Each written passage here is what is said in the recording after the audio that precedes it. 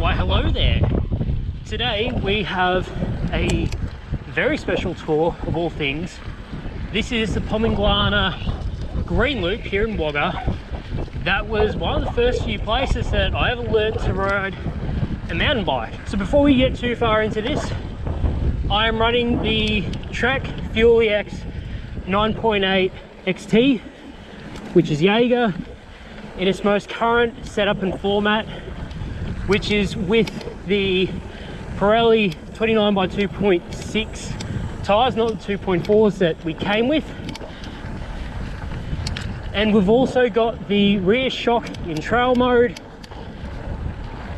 The minnow link is in the low setting, so we're nice and slack, which is a bit strange, but it works. So Pomingalarna Green. Essentially, I discovered this almost after 6 months of mountain biking. I wish I learned how to ride on this, because it is the purest definition of what a green trail should be. Low altitude, so new riders aren't getting puffed out, and people that have got quite a fair bit of fitness are able to go fast and enjoy things. All trail features are quite manageable at most speeds, and there's low risk obstacles. So when we get into some of the odd things along this trail, most people, if they're just starting out, they're not going to hurt themselves as significantly as with other obstacles where you're either going too fast or there's a blind corner that trips you up.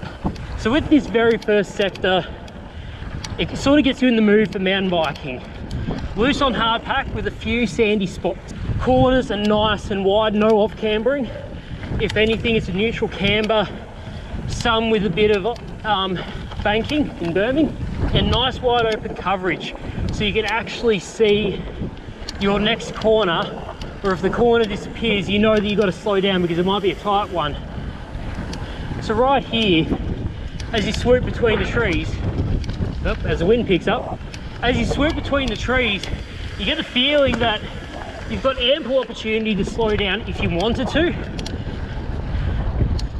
and you just have to duck for that one. But you essentially need to be 6'3" before you even start encountering a problem with that. A few chundry roots here,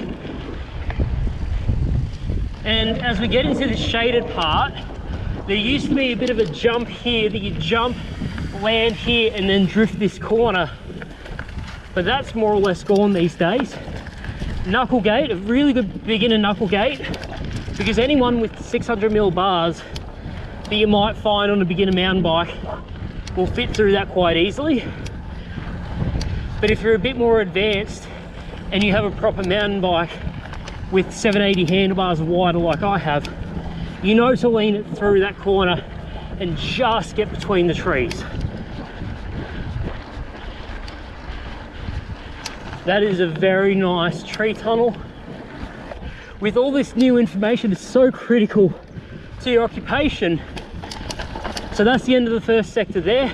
It's just a bit of a road ride until we get to the next part. Formula One driver, dive down here. But I only discovered this after I made so many mistakes and fell off so many times on the Blue Trail. It is a very great and underrated trail network in New South Wales. I love this.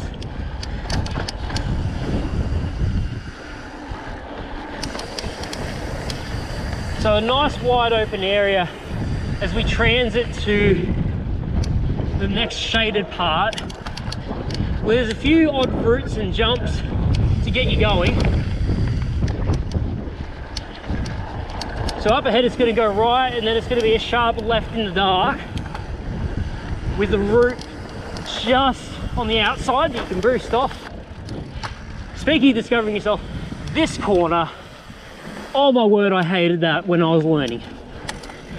The outside of that berm was very loose, and then you come into here and you have this awkward route